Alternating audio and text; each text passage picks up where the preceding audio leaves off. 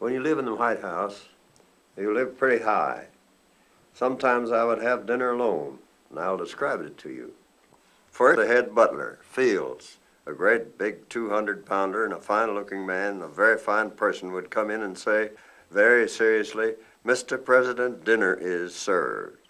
I'd walk into the dining room. Barnett, another of the butlers, was one of my servants too.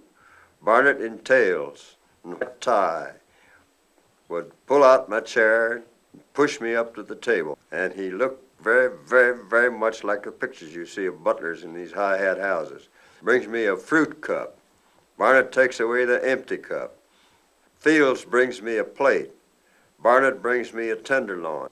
Fields brings me an asparagus. Barnett brings me carrots and beets. I have to eat alone and in silence in a candle-lit room. And you don't believe I was getting service, you never saw any.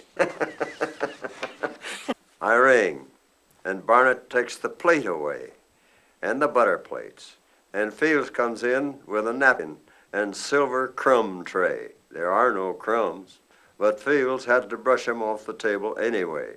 Barnett brings me a plate with a finger bowl and a doily on it. I remove the finger bowl and the doily, and John puts a glass saucer and a little bowl on a plate. Barnett brings me some chocolate custard. Fields brings me a demi-tasse. At home, that's a little cup of coffee with about 2 cups in it.